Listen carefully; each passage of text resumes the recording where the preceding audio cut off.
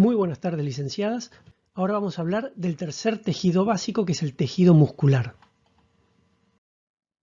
Acordémonos que siempre que nosotros hablamos de un tejido básico, lo primero que tenemos que hacer es definir sus propiedades. En el caso particular del tejido muscular, las propiedades son dos. Son la excitabilidad, es un tejido fácilmente excitable, y la contractilidad. Frente a un estímulo excitatorio, el músculo se contrae.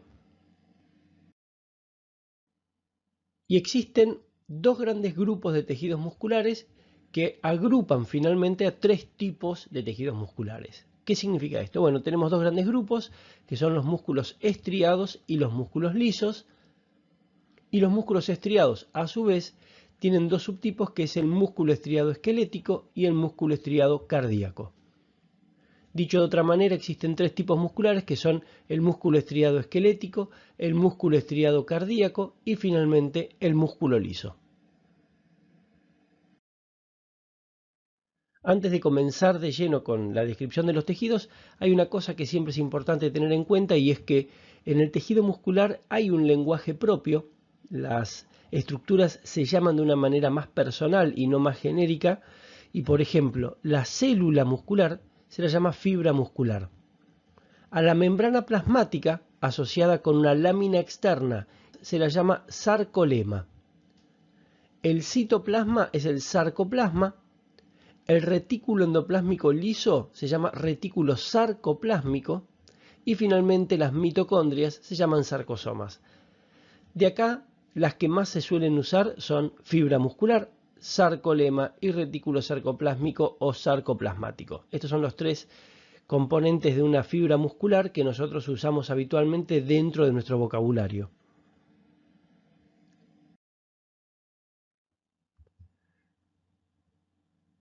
Muy bien, vamos a empezar a hablar entonces de la fibra muscular esquelética. La fibra muscular esquelética tiene forma cilíndrica con extremos ahusados.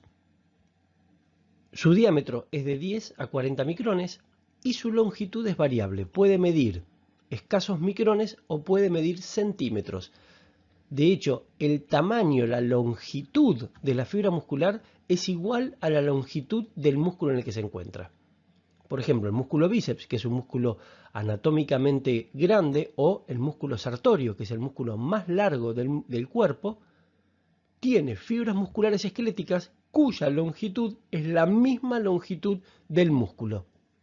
Eso es importante porque es una fibra muy grande, anatómicamente grande. Es multinucleada. Multinucleada significa que presenta múltiples núcleos. Estos núcleos son ovales, de cromatina densa y periféricos. Están pegados al sarcolema. Acordémonos que el sarcolema es la membrana plasmática.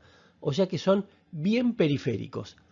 Y llamativamente, todos los núcleos son paralelos al eje mayor de la fibra muscular. El eje mayor es el eje longitudinal de la fibra muscular.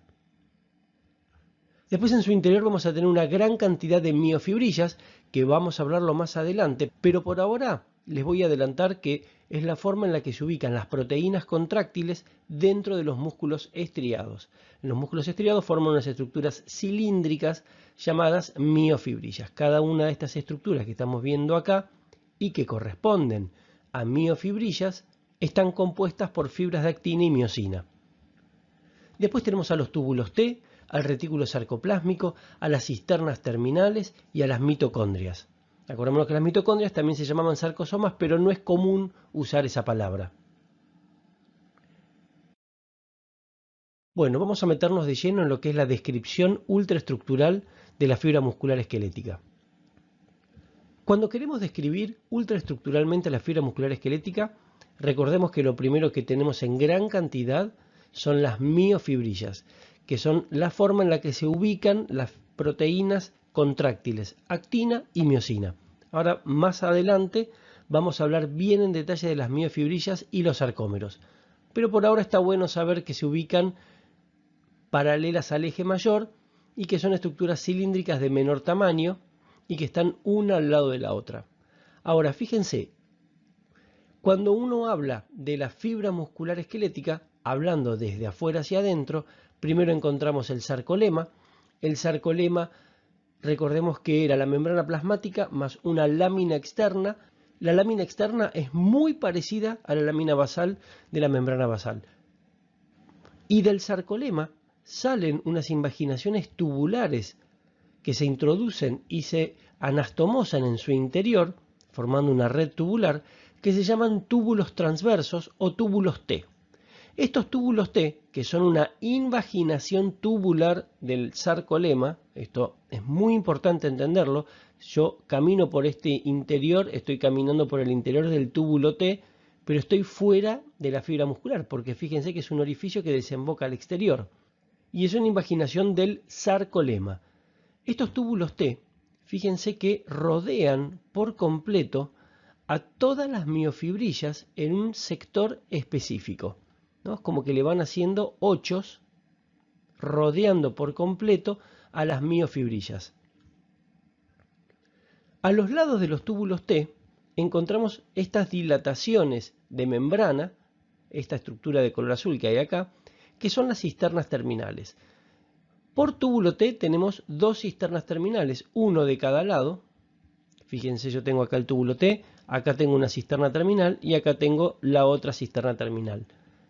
Y las cisternas terminales se continúan con esta red tubular que desembocan después en otro túbulo T, y esta red tubular se llama retículo sarcoplásmico, que recordemos que es el retículo endoplásmico liso.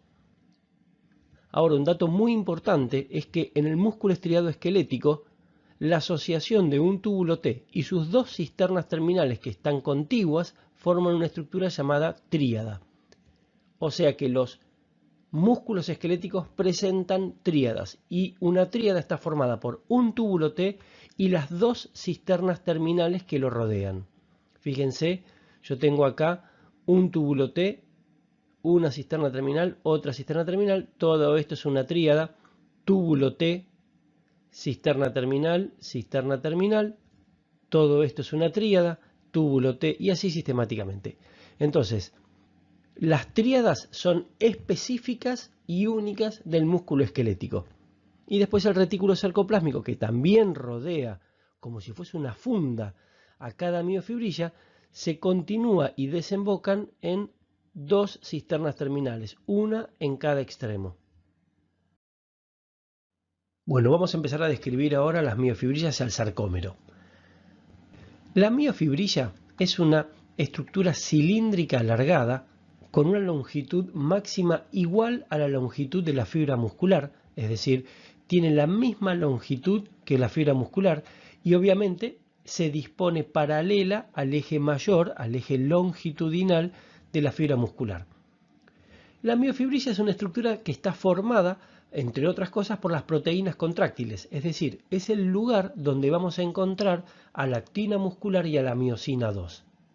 Está formada por la unión de unos cilindros de menor tamaño llamados sarcómeros, que en este esquema están limitados por estas rayas celestes. Cada una de estas rayas celestes corresponde al límite de un sarcómero, o sea que esto de acá es un sarcómero, este es otro y este es otro. Esos límites se llaman discos Z.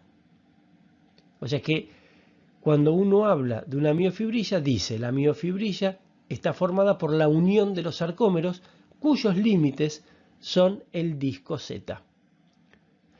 ¿Qué voy a encontrar en el disco Z? Es decir, ¿qué va a haber dentro del disco Z? Unas proteínas llamadas filamento Z, alfa-actinina, vimentina y desmina.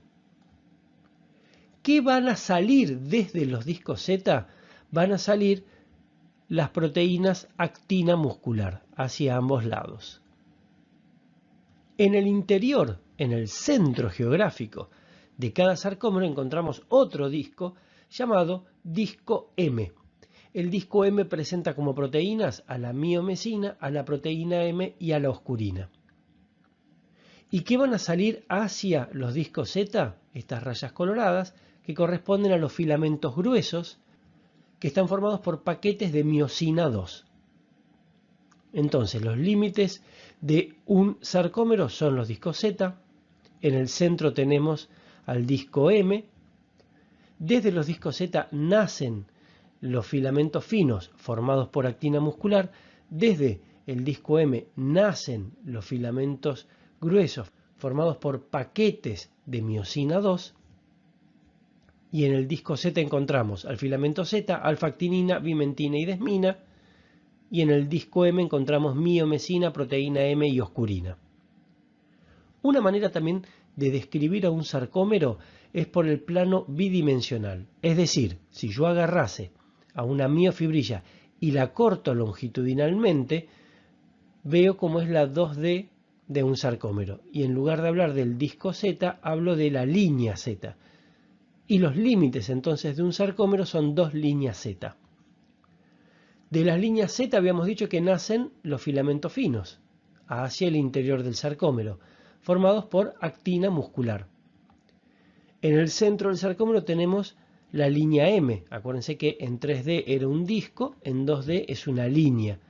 La línea M tiene que nacen hacia los costados paquetes de filamentos gruesos formados por miosina 2. Muy bien, ahora vamos a empezar a hablar de lo que son las estriaciones. Vieron que hasta ahora venimos con una gran riqueza descriptiva, es un tejido que tiene muchos detalles que hay que reconocer, no solo a nivel morfológico, sino también a nivel molecular. Hay muchas proteínas que hay que reconocer, hay que recordar y hay que saber cuáles son sus funciones dentro de la estructura proteica llamada sarcómero. Ahora tenemos que hablar un poco de la visión que tenemos cuando nos devuelve la imagen el microscopio óptico. Cuando uno mira a una fibra muscular esquelética en microscopio óptico, lo que va a ver es un patrón de estrías o estriaciones transversales al eje mayor. Estas estrías o estriaciones corresponden a la disposición que toman los filamentos finos y gruesos dentro del sarcómero. Vamos a hacer un pequeño repaso de lo que habíamos visto hasta ahora para poder ubicarnos en el espacio. Tenemos a la fibra muscular, tenemos el sarcolema y tenemos a las miofibrillas dispuestas longitudinales al eje mayor. Habíamos dicho que las miofibrillas están formadas por la unión de los sarcómeros. Los sarcómeros están limitados por los discos Z, o sea que esto es un sarcómero, esto es otro sarcómero. Cuando uno mira con un poco más de detalle, vemos que el disco Z de un lado y el disco Z del otro marcan los límites de un sarcómero. O sea que yo tengo acá un límite, acá tengo el otro, todo esto es el sarcómero. Del disco Z salen hacia ambos lados los filamentos finos o filamentos de actina, que son estos celestes. En el medio del sarcómero encontramos al disco M. Del disco M salen estas rayas rojas que corresponden a los filamentos gruesos de miosina 2, que van hacia los discos Z y con los que nunca toman contacto. Y como vemos, hay regiones en las que solamente hay filamentos finos y que tienen en el medio el disco Z, regiones en las que hay filamentos finos y gruesos superpuestos y regiones en las que solamente hay filamentos gruesos y que contiene al disco M en el medio. Y así es como se configuran las bandas. La región o banda en la que solamente encontramos filamentos finos y que tiene también la línea Z, la vamos a llamar banda I. La que tiene filamentos finos y gruesos superpuestos y solamente gruesos, la llamamos en su conjunto banda A. Y finalmente, la que solamente tiene filamentos gruesos y el disco M, banda H. Hay otra manera de poder recordar los límites entre la banda A y la banda I, y es simplemente recordar este dato. El límite está dado por los extremos de los filamentos gruesos. Entonces, yo tengo acá un límite, acá tengo otro límite, acá tengo un límite, acá tengo otro límite. Y fíjense que tengo regiones en las que hay solamente filamentos finos, que corresponden a las regiones más pálidas dentro de las estriaciones, y es la banda I. En la banda I, repito, encontramos al disco Z y filamentos finos solamente. Todo el resto es banda A. Yo tengo una banda I, tengo una banda A, tengo una banda I, y dentro de la banda A tengo la banda H. ¿Cuáles son los límites de la banda H? Los extremos de los filamentos finos. Entonces yo trazo una línea imaginaria entre los extremos de filamentos finos y encuentro a la banda H que contiene el disco M y filamentos gruesos nada más. Repasando, Los límites entre la banda I y la banda A están dados por los extremos de los filamentos gruesos. En la banda I encontramos filamentos finos y disco Z. En la banda A encontramos filamentos finos, filamentos gruesos y el disco M. Y en la banda H, que está dentro de la banda A, encontramos solamente filamentos gruesos y el disco M. Recordemos que el límite de la banda H está dado por los extremos de los filamentos finos. Cuando uno lo mira en 2D, acuérdense que podíamos mirar el sarcómero en 2 dimensiones o en 3 dimensiones. Recién vimos la 3D, ahora vamos a ver un poquito la 2D. Entonces, miramos al sarcómero, ubicamos cuáles son los límites. Acá tengo un disco Z, acá tengo otro disco Z. Acá tengo un disco Z, acá tengo otro. Entonces acá tengo un sarcómero, otro sarcómero, otro sarcómero. Miremos el sarcómero del medio. Dijimos, los límites están dados por los extremos de los filamentos gruesos. Bueno, trazamos una línea que pasa por los extremos de los filamentos gruesos y decimos que tenemos una banda I, una banda A, y dentro de la banda A tenemos a la banda H, formando los límites, los extremos de los filamentos finos. Dentro de la banda I tenemos al disco Z, o línea Z en este caso, y filamentos finos. En la banda A tenemos filamentos finos, filamentos gruesos y el disco M, o línea M en este caso. Y después en la banda H tenemos solamente filamentos gruesos y la línea M. Un dato muy importante es que cuando uno habla de bandas y habla del sarcómero, uno tiene que entender esto. Un sarcómero está formado por una banda A, que es esta porción central. Acuérdense, acá tengo el límite del sarcómero y acá tengo el otro. Entonces, un sarcómero está formado por una banda A y dos hemibandas I, dos medias bandas I. Fíjense que la banda I ocupa una parte de un sarcómero y una parte de otra. Bueno, media banda I corresponde a un sarcómero, media banda I corresponde al siguiente.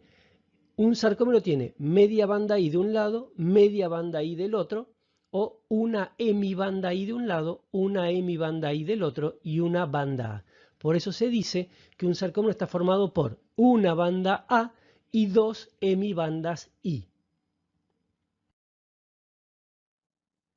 Y fíjense que cuando se produce la contracción muscular, las cabezas de miosina van a traccionar a los filamentos finos para que se acerquen las líneas Z hacia el centro. Fíjense cómo se produjo un acercamiento en la contracción hacia el centro del sarcómero. Y una pregunta típica que se hace es, bueno, cuando se produce una contracción, ¿cómo se modifican las bandas? Bueno, fíjense que como la tracción está dada por las cabezas de miosina, la banda A se mantiene constante, no se modifica en su tamaño, pero la banda I, que antes tenía este grosor, la hemibanda I de este lado, y este grosor, la hemibanda I de este otro, fíjense cómo se acortó durante la contracción.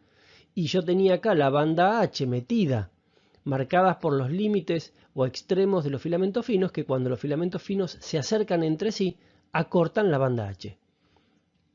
Así que tenemos una banda A constante, una banda I que se acorta y una banda H que se acorta durante la contracción muscular. Se define como placa neuromuscular a la zona de contacto entre el terminal axónico de la alfa-motoneurona con la fibra muscular. ¿Qué es esto? Bueno, las fibras musculares esqueléticas son inervadas por una neurona que se encuentra en la médula espinal, específicamente en una región que vamos a ver cuando veamos sistema nervioso y que se llama asta anterior de la médula espinal. Esa alfa-motoneurona tiene una prolongación muy larga llamada axón que toma contacto con cada fibra muscular estriada esquelética. La zona de contacto entre el terminal axónico, que es la parte terminal de esa prolongación de la alfa-motoneurona, y la fibra muscular, a toda esta estructura, se la llama placa neuromuscular. Y está formada por un componente de la alfa-motoneurona y un componente de la fibra muscular. De la alfa-motoneurona tenemos al terminal sináptico, que es una dilatación terminal, es decir, el extremo está dilatado, presenta gran cantidad de mitocondrias y vesículas sinápticas con el neurotransmisor que utiliza la alfa-motoneurona para estimular a la fibra muscular estriada esquelética, que se llama acetilcolina.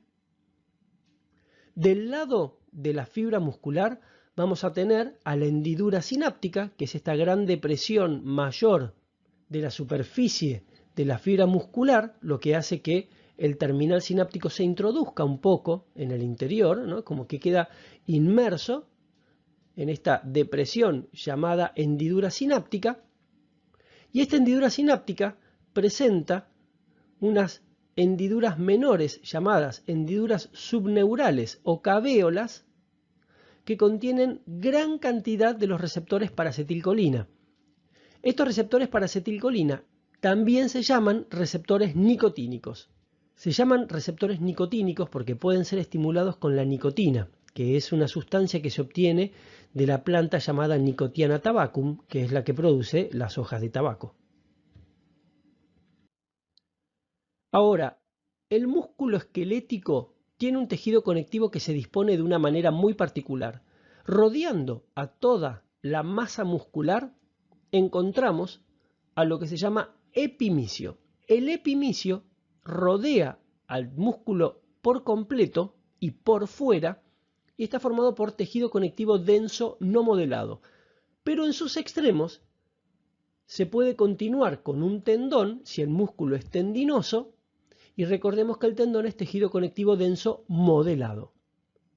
Ahora, del epimicio salen unos tabiques que van a lobular al músculo en los llamados fascículos musculares. Los fascículos musculares están rodeados por el perimicio. El perimicio, que rodea los fascículos musculares, está formado por tejido conectivo denso no modelado. Y finalmente, a cada fibra muscular lo rodea un endomicio que está formado por tejido conectivo laxo. Entonces, resumiendo, el epimicio rodea por fuera el músculo y es tejido conectivo denso no modelado, pero si el músculo es tendinoso, es decir, que presenta tendón, en los extremos el epimicio se continúa con el tendón, que recordemos que es tejido conectivo denso modelado.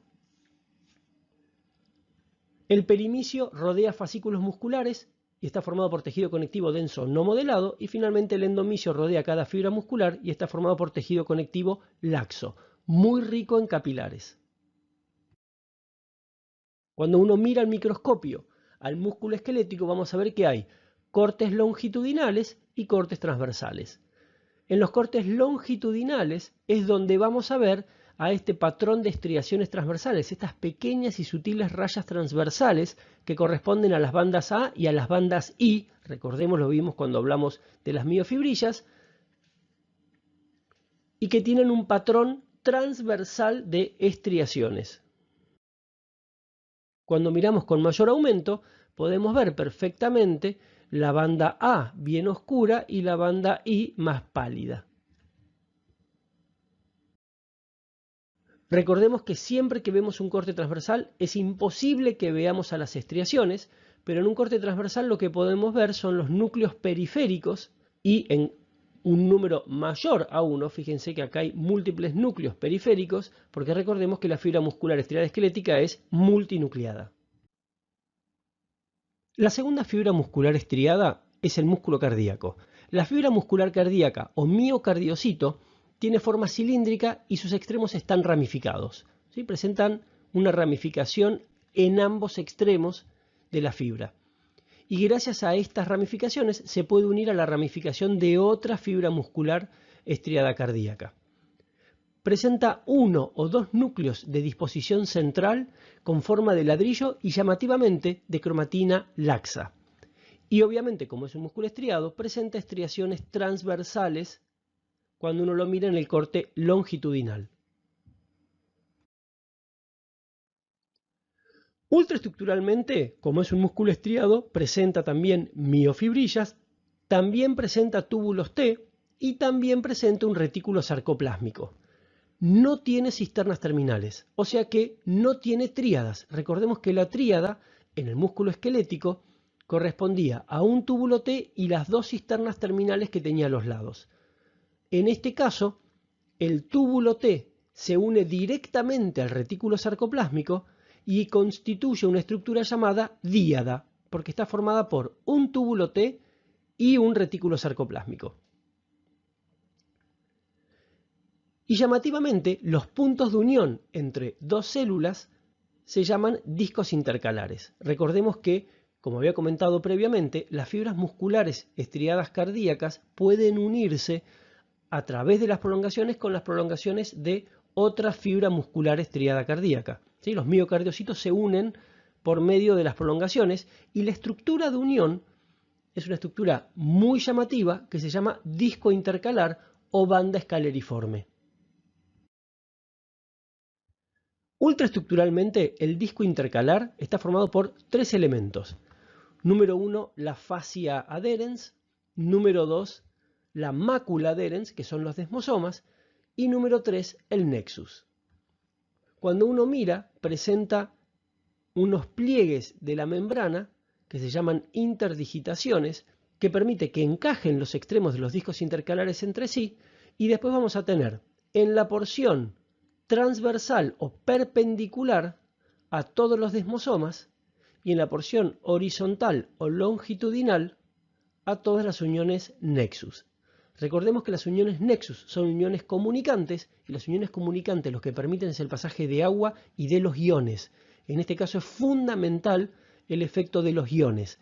¿Por qué? Porque una célula excitada, una célula despolarizada, le transmite la despolarización a la célula vecina por medio de las uniones nexus, haciendo que no necesite ser excitada, sino que le transfiere la excitación. A este acople eléctrico, que es muy importante en las fibras musculares estriadas cardíacas, le permite funcionar como lo que se llama un sincicio funcional. Un sincicio funcional es que son muchas células separadas, pero que gracias a las uniones nexus funcionarían como una sola. De ahí el concepto de sincicio funcional.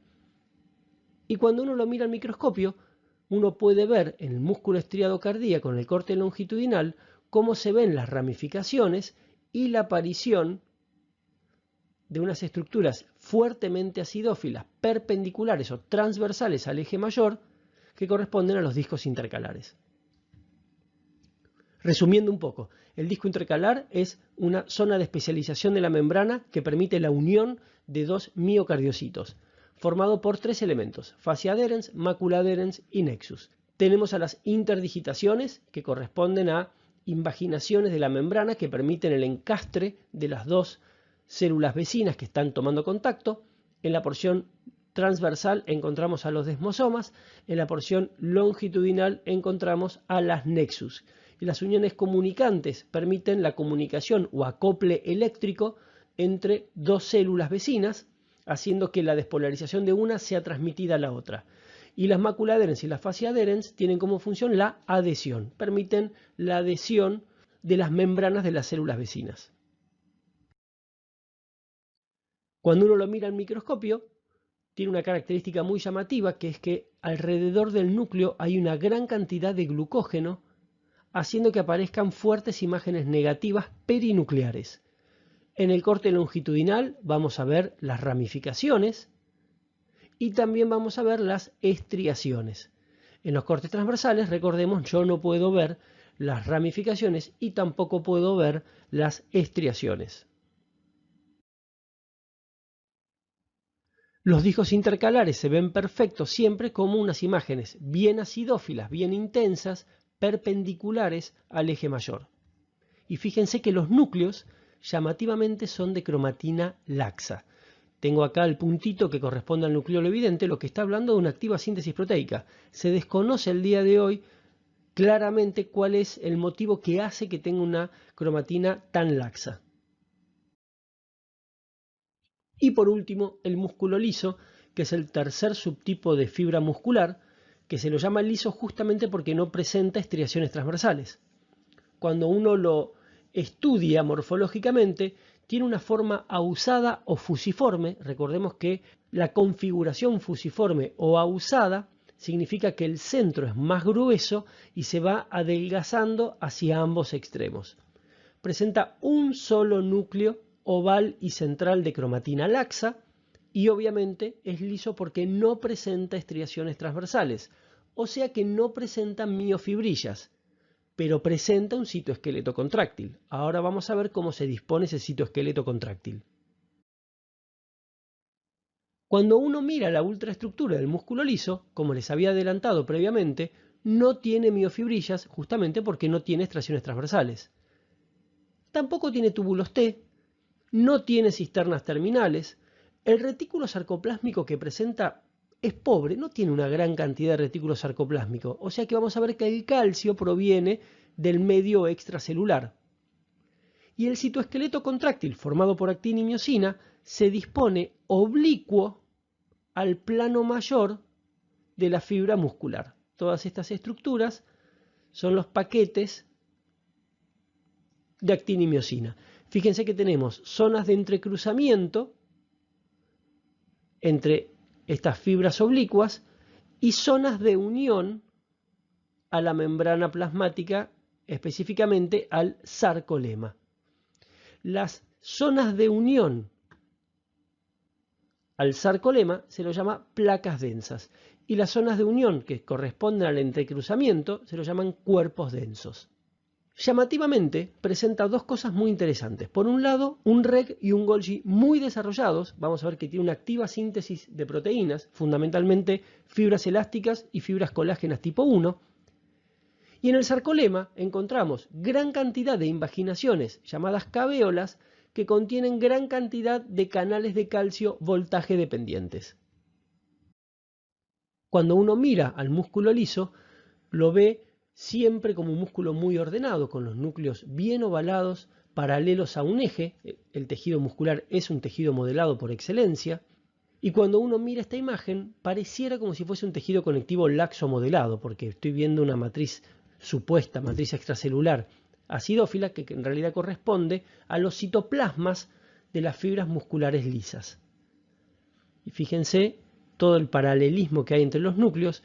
Recordemos que no existe el tejido conectivo laxo modelado. La visión de un tejido conectivo laxo modelado me dice que estoy en presencia de músculo liso, porque justamente no existe tejido conectivo laxo modelado.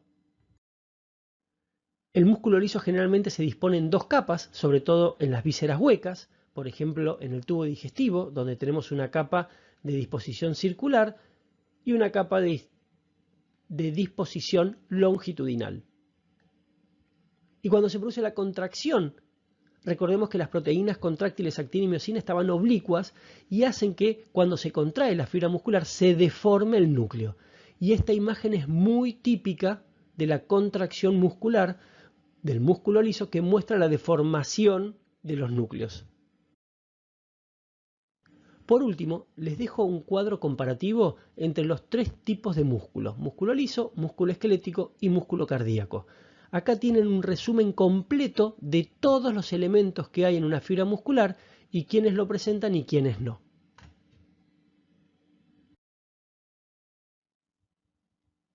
Ahora sí, terminó la clase, una clase bastante larga. Les había comentado en un momento que se trata de una clase que tiene una gran riqueza descriptiva, no solo en lo morfológico, sino también en lo molecular. Y dentro de lo molecular, no solamente en la parte proteica, sino también en la parte funcional. Espero, como siempre, haber sido lo suficientemente claro como para comprender el temario por completo, y saben perfectamente que cualquier duda que tengan me pueden escribir, que rápidamente se los voy a responder. Hasta luego, chicos y chicas.